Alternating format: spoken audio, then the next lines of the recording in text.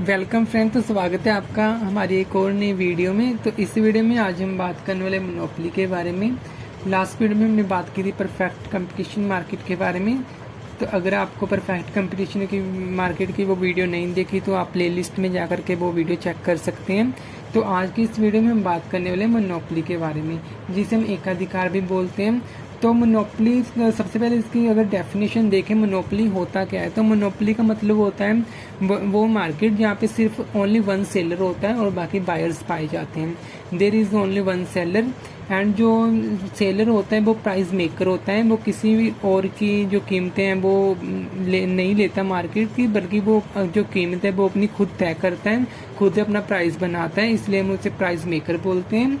And जो उसके ऊपर रिस्ट्रिक्शंस की वगैरह कोई भी लागू नहीं होती, किसी भी तरह की कोई रिस्ट्रिक्शंस वगैरह नहीं आती मोनोपोली में, जो मोनोपोलिस्ट होता है। तो इसमें जो गुड्स होती हैं उनका कोई सब्सिट्यूट भी नहीं होता, तो इसलिए ये मोनोपोली कहलाती है। अगर गुड्स का कोई सब्सिट्यूट नहीं है तो केवल जो सेलर होगा उसी के बाद वो गुड्स मिलेंगी, तो इसलिए हम इसे मोनोपोली बोलते हैं। There is no substitute of goods. और जो अनदर फर्म्स होते हैं, न्यू फर्म्स होती है, उनकी जो एंट्री होती है वो यहाँ पे वो प्रवेश नहीं कर सकती इस मार्केट में, इसलिए जो सेलर होता है वो सिर्फ हमें वन सेलर इस मार्केट में पाया जाता है। तो ये थी मैं इसकी डेफिनेशन। अब हम देखते हैं इसके सोर्सेज, जो मोनोपोली है वो कैसे बनती है। तो मोनोपोली के बनने के 3 कारण हो सकते हैं। सबसे पहले तो हम अगर देखें हम सोर्सेज ऑफ मोनोपोली, मोनोपोली के 3 कारणों से सबसे पहले देखते हो, अगर गवर्नमेंट लाइसेंस इशू कर दें,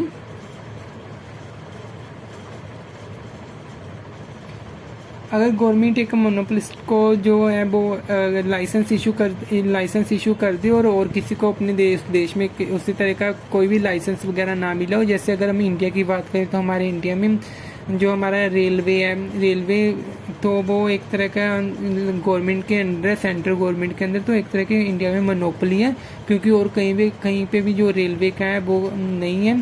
तो इसलिए ये रेलवे की जो है वो उसे मोनोपोली बोल सकते हैं हमारे इंडिया में। तो सेकंड हमारा होता है, अगर जो होता है मोनोपोलिस्ट वो पेटेंट करवा लें, अगर मोनोपोलिस्ट जो होता है वो पेटेंट करवा लें, पेटेंट करवाने के बाद जो उसके गुड्स या प्रोडक्ट होते हैं वो और कोई भी जो सेलर होता है वो उसकी डुप्लीकेट या उसकी कॉपी नहीं बना सकता, क्योंकि वो जो सेलर होता है, जो मोनोपोलिस्ट होता है, तो उसने उसका पेटेंट लेके रखा होता है, तो इसलिए उसकी कोई कॉपी नहीं कर सकता, तो वो मोनोपोली कहलाएगा। इसके बाद जो हमारी थर्ड इसका रीज़न आता है, सोर्स इसका आ जाता है कि मोनोपोली कैसे बनती है। अगर हमारा जो रॉ मटेरियल वो केवल जो एक ही सेलर है वो उसी से मिल रहा हो, और कहीं से भी जो हमें रॉ मटेरियल है वो ना मिलता हो, वो जो सेलर है वो एक ही हो पूरी मार्केट में या पूरे देश में या किसी भी एक हम स्थान में अगर लगाएं हम, तो रॉ मटेरियल हमें सिर्फ एक जगह से मिल रहा है, तो वो भी उसे एक तरह का मोनोपोलिस्ट बन जाए, मोनोपोली मार्केट कहलाएगा। तो ये 3 इसके सोर्सेज थे कि हमारी जो मोनोपोली है वो कैसे बनती है। अब हम देखते हैं मोनोपोली के जो टाइप्स कितने होते हैं। अब हम देखते हैं मोनोपोली की features.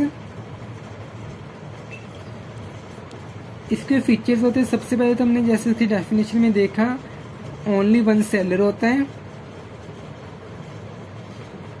Second, large number of buyers.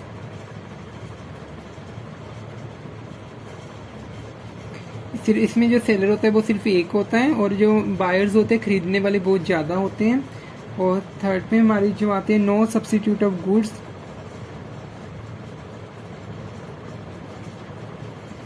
जो गुड्स होते हैं उनको कोई भी सब्सिट्यूट नहीं होता, जो एक सेलर होता है मोनोपोलिस्टिक, केवल उसी के पास से वो गुड्स मिल सकती हैं।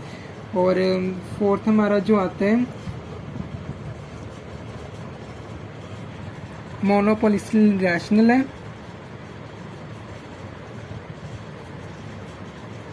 जो मोनोपोलिस्ट है, जो सेलर है मार्केट में, वो जो मोनोपोली कर रहा है तो वो एक रैशनल है, सोच समझ के उसे पूरी मार्केट का ज्ञान है और सोच समझ के वो अपने जो प्रोडक्ट्स हैं, जो गुड्स हैं, उनको सेल कर रहे हैं। फिफ्थ इसका आता है हमारा जो no fear of entry of new firms. जो भी न्यू फर्म्स होते हैं उनकी जो प्रवेश होता है उसको कोई भी डर नहीं होता। अगर कोई न्यू मार्केट है वो मार्केट में एंट्री करती है, इंडस्ट्री में एंट्री करती है, तो उसे कोई भी डर नहीं होता क्योंकि उसकी जो मोनोपोली बनी हुई होती है पहले से। तो अब हमें मालूम है कि जो इसका जो अगर नेक्स्ट फीचर अगर हम देखें तो प्रॉफिट मैक्सिमाइजेशन तो हमें मालूम ही है कि हर एक मार्केट में जो कोई भी सेलर होता है उसका जो मेन मोटिव होता है प्रॉफिट मैक्सिमाइजेशन। तो मोनोपोली में भी जो सेलर है वो अपने जो मोनोपोलिस्ट है वो अपना जो प्रॉफिट मैक्सिमाइजेशन कर सकता है, लेकिन अगर वो प्रॉफिट अपना बढ़ाना चाहते हैं तो उसकी जो कमोडिटीज़ जो गुड्स हैं तो उसकी वो क्वांटिटी वो कम हो जाएगी, उसकी सामान है जो कम बिकने लग जाएगा। लेकिन अगर वो अपना सामान ज़्यादा बेचना चाहता है तो उससे अपना वो जो प्राइस है तो वो थोड़ा सा कम करना पड़ेगा ताकि उसके जो प्रोडक्ट्स है वो मार्केट में ज़्यादा बिक सके। तो अब हम देखते हैं मोनोपोली शेड्यूल। मोनोपोली शेड्यूल्स में हम 3 तरह के रेवेन्यू लेते हैं। सबसे पहले हम एवरेज रेवेन्यू लेते हैं। एवरेज रेवेन्यू का मतलब होता है जो हमारा प्राइस होता है मोनोपोलिस्ट का, जो भी प्राइस पे अपनी प्रोडक्ट को पर यूनिट बेच रहा है तो उसे हम बोलते हैं एवरेज रेवेन्यू। सेकंड हमारी होती है मार्जिनल रेवेन्यू। मार्जिनल रेवेन्यू का मतलब होता है जब सेलर होता है वो अपने कोई भी पर यूनिट अगर जो ज़्यादा प्रोड्यूस करता है या कम करता है तो उससे जो रेवेन्यू होते हैं उसे हम बोलते हैं मार्जिनल रेवेन्यू। थर्ड पे हमारी आती है टोटल रेवेन्यू, जो उसकी टोटल यूनिट्स हैं, जितने भी यूनिट्स को वो सेल करके जो उसे रेवेन्यू होते हैं उसे हम बोलते हैं टोटल रेवेन्यू। तो अब हम इसको एक शेड्यूल में देखते हैं। मान लीजिए यहाँ पे नंबर ऑफ आइटम्स हैं, ये मैंने ले लिए फॉर एग्जांपल 1 2 3 4 एंड 5, और जहाँ पे मैंने एवरेज रेवेन्यू फॉर एग्जांपल ले लिया 10 9 8 7 6,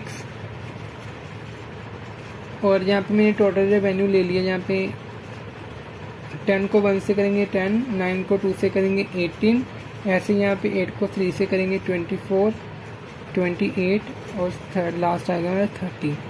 अब हमें मार्जिनल रेवेन्यू निकालने के लिए यहीं से हम टोटल रेवेन्यू को सेकंड टर्म को 1 में से फर्स्ट वाली में माइनस करेंगे। फर्स्ट हमारी मार्जिनल रेवेन्यू नहीं आएगी। 18 से हम 10 माइनस करेंगे, हमारा 8 आ जाएगा।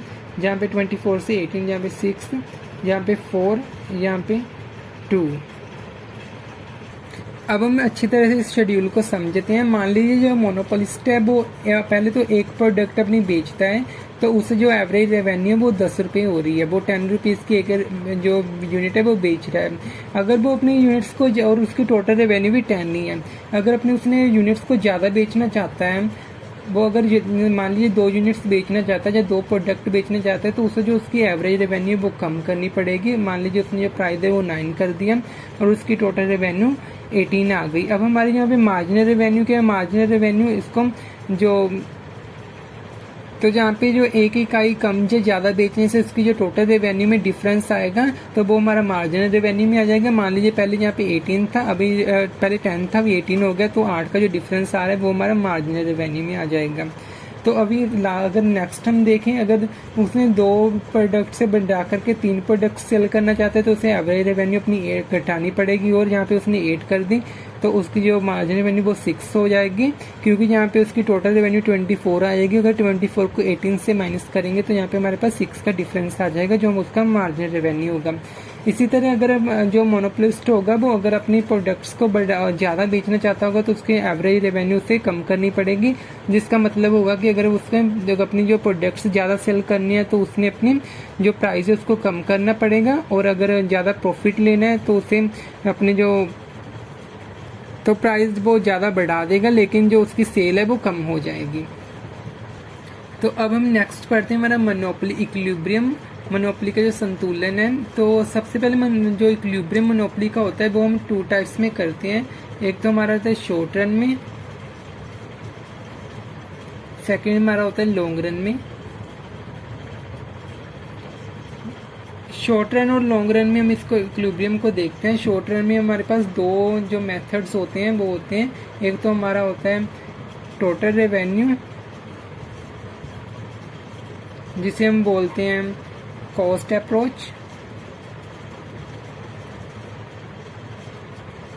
सेकंड जो हमारा होता है वो होता है मार्जिनल अप्रोच। और इसी तरह हमारा जो लॉन्ग रन होता है इसमें भी हमारा जो टोटल अप्रोच, टोटल रेवेन्यू जहाँ जो कॉस्ट अप्रोच होती है, और सेकंड हमारी होती है मार्जिनल अप्रोच। अब हम सबसे पहले शॉर्ट रन में पढ़ते हैं विद डायग्राम्स के कि हम जो टोटल रेवेन्यू कॉस्ट अप्रोच है उसमें हम जो मोनोपोली का इक्विलिब्रियम है वो कैसे फाइंड आउट करते हैं।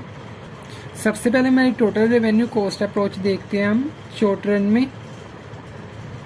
टोटल रेवेन्यू कॉस्ट अप्रोच, तो ये हमारी जो क्लासिकल इकोनॉमिक्स ने दी थी वो अप्रोच है। तो सबसे पहले हम इसमें देखते हैं हमारी डायग्राम में, मेरा वाई है, मेरा एक्स यहाँ पे हो, ये इधर हमारा प्राइस डिटरमाइन होता है, जहाँ पे हमारी क्वांटिटी, और यहाँ पे हम ले लेते हैं ऐसे ये हमारी टोटल रेवेन्यू है, और यहाँ से हम निकाल देते हैं टोटल कॉस्ट। और जहाँ पे सबसे ज़्यादा डिफरेंस आ जाएगा, जहाँ पे जो डिफरेंस आ रहा है ये वाला, तो ये हमारा जहाँ पे जितना ज़्यादा डिफरेंस होगा उस प्राइस पे वो सेल करेगा, तो ये उसका प्रॉफिट होगा, जहाँ पे उसका इक्विलिब्रियम फाइंड आउट हो जाएगा। अब जहाँ पे जो सेलर है उसे इतनी क्वांटिटी प्रोड्यूस करनी चाहिए इस प्राइस पे जहाँ पे प्रॉफिट लेने के लिए, तो जो उसका वो इक्विलिब्रियम पॉइंट हो जाएगा। अब हम देखते हैं हमारा मार्जिनल अप्रोच। मार्जिनल अप्रोच में हमारे पास तीन तरह के जो मार्जिनल अप्रोच में हमारे पास तीन कंडीशंस हो सकती हैं। एक तो हमारी होती है पहले सुपर नॉर्मल प्रॉफिट, सेकंड हमारी होती है नॉर्मल प्रॉफिट, थर्ड हमारी होती है मिनिमम लॉसेस। तो अब हम इनको डिटेल में डायग्राम के रूप में देखते हैं। मार्जिनल रेवेन्यू में हमारे पास सबसे पहले हमारे पास दो कंडीशंस होती हैं, तो जिनको हमने सेटिस्फाई करना होता है मार्जिनल अप्रोच में हमें इक्विलिब्रियम फाइंड आउट करने के लिए। तो सबसे पहले जो हमारी कंडीशंस हमने देखी थी कल की वीडियो में भी, मार्जिनल जो कॉस्ट है वो हमारी हमेशा मार्जिनल रेवेन्यू के इक्वल टू होनी चाहिए। सेकंड हमारी जो कंडीशन थी, marginal cost cuts marginal revenue from below. ये हमारी टू कंडीशंस हैं। अब हम इन कंडीशंस को जहाँ पे सेटिस्फाई करके फाइंड आउट करेंगे तो वहाँ पे हमारे जो फर्म का वो इक्विलिब्रियम होगा शॉर्ट रन में। तो चलिए हम देखते हैं। सबसे पहले मार्जिनल में हम जो थ्री कंडीशंस थे उसमें से सबसे पहले हमारी थी super normal profit. Super normal profit, तो सुपर नॉर्मल प्रॉफिट में सबसे पहले फाइंड आउट करने के लिए मान लीजिए हमारे पास ये डायग्राम है, इधर प्राइस है, इधर मेरी क्वांटिटी है। तो हमारी जो जहाँ पे मोनोपोली में होती है ये हमारी एवरेज और मार्जिनल रेवेन्यू जो थे वो ऐसे नीचे को कम आते हैं। ये हमारी एवरेज रेवेन्यू है, ये हमारी मार्जिनल रेवेन्यू है। अब हम जहाँ पे देखते हैं हमारी जो ये हमारी एवरेज कॉस्ट, और ये हमारी होगी मार्जिनल कॉस्ट। अब हमारी जो दो कंडीशंस थी, marginal cost is equal to marginal revenue, तो मार्जिनल कॉस्ट हमारी ये है और ये हमारी जो मार्जिनल रेवेन्यू ये है। तो जहाँ पे ये कट कर रही है तो जहाँ पे हम इसका इक्विलिब्रियम हो जाएगा। और second condition, M C cuts M R from below. अब हमारी जो यहाँ से काट रही है जहाँ मार्जिनल कॉस्ट है और एम आर हमारी ये है वो नीचे से काट रही है, तो यहाँ पे तो ये हम इसका इक्विलिब्रियम पॉइंट हो जाएगा। और जहाँ से ए सी और ए आर से जहाँ पे ये इसका हो जाएगा जो ये सुपर नॉर्मल प्रॉफिट हो जाएगा इसका। तो ये थी हमारी जो सुपर नॉर्मल प्रॉफिट की। अब हम देखते हैं हमारा जो नॉर्मल प्रॉफिट है। सेकंड नॉर्मल प्रॉफिट में अगर हम डायग्राम में देखें, प्राइस यहाँ पे क्वांटिटी, जिसकी एवरेज रेवेन्यू, जिसकी मार्जिनल रेवेन्यू। तो यहाँ पे हम सबसे पहले मार्जिनल कॉस्ट ले लेते हैं। मार्जिनल कॉस्ट हमारी जो मार्जिनल रेवेन्यू को जहाँ पे कट कर रही है, तो इसका जहाँ पे जैसे ले लिया। और अभी हम जहाँ पे लेते हैं हमारी जो एवरेज कॉस्ट, ये हमारी एवरेज कॉस्ट है। तो जब मैंने जहाँ एवरेज कॉस्ट ले ली, जहाँ पे ये कट कर रही है, जहाँ पे हमारा आ जाएगा ये नॉर्मल प्रॉफिट हो रहा है जो ये फर्म है, और जहाँ पे इसका इक्विलिब्रियम पॉइंट देखते हैं मिनिमम लॉसेस की। इसका अगर डायग्राम में देखें तो हम ये हमारा एक्स एक्सिस, ये हमारा वाई एक्सिस, जहाँ पे वो इधर हमारा प्राइस, यहाँ पे क्वांटिटी, और सबसे पहले ये हमारी एवरेज रेवेन्यू, ये हमारी मार्जिनल रेवेन्यू, AR, यहाँ पे मार्जिनल रेवेन्यू, और ये हमारे पे यहाँ पे एवरेज कॉस्ट और यहाँ पे मार्जिनल कॉस्ट। जहाँ पे हमारी जो कंडीशन सेटिस्फाई हो रही है तो जहाँ पे हमारा आ जाएगा इक्विलिब्रियम पॉइंट, और यहाँ पे ये कट कर रही है जहाँ पे AC और यहाँ पे AR से, जहाँ से हमारे जे इसका जो हो जाएगा जे एरिया इसका लॉस का हो जाएगा, जहाँ पे फर्म को लॉस हो रहा होगा। तो देते हैं हमने शॉर्ट रन में 3 condition, super normal profit, normal profit और मिनिमम लॉसेज। तो अगर हम हमारी जो लॉन्ग रन की बात करें तो इसमें जो फर्स्ट तो हमारी क्लासिकल अप्रोच जो थी टोटल रेवेन्यू और कॉस्ट अप्रोच, तो ये तो हमने जो की थी ये वाली, जहाँ पे टोटल रेवेन्यू और टोटल कॉस्ट का जहाँ से ज़्यादा डिफरेंस आ जाएगा और वहाँ पे जो सेलर है उससे ज़्यादा प्रॉफिट हो रहा होगा, वो वाली अप्रोच है। वहीं पे यहाँ पे भी सेम अप्लाई होगी लॉन्ग रन में।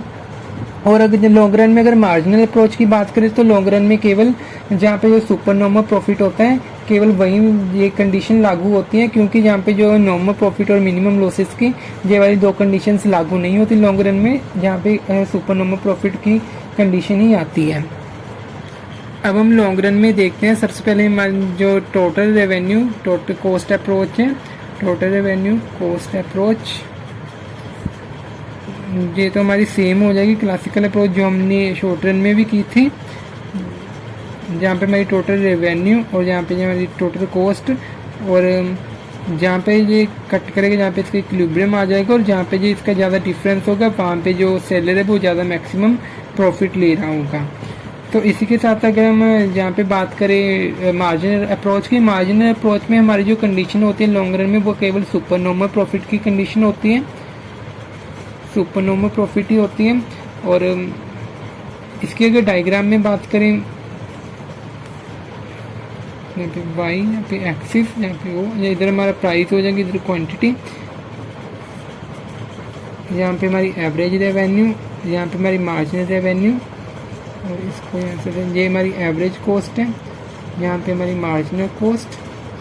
जब हमारी जो कंडीशन सेटिस्फाई हो रही है वो यहाँ पे हो रही है, यहाँ से कट कर रही है जिसका इक्विलिब्रियम पॉइंट हो जाएगा, और यहाँ पे जो इसका सुपर नॉर्मल प्रॉफिट हो जाएगा फर्म का, जहाँ से कट कर रही होगी। तो हमारी जो लॉन्ग रन में हमने देखा मार्जिनल अप्रोच में हमारी सुपर नॉर्मल प्रॉफिट की जो कंडीशन है केवल वही लागू होती है। लॉन्ग रन में जो हमारी जो marginal cost, average revenue, marginal revenue जो एवरेज कॉस्ट होती है, इनको हम long run marginal cost, long run average cost, long run average revenue, long run marginal revenue बोल देते हैं। तो इसी के साथ हमारी जो मोनोपोली है वो और मोनोपोली इक्विलिब्रियम यहीं पे समाप्त होता है। अगर आपको ये हमारी वीडियो अच्छी लगी तो वीडियो को लाइक करना, हमारे चैनल को सब्सक्राइब जरूर कीजिएगा। Thank you for watching.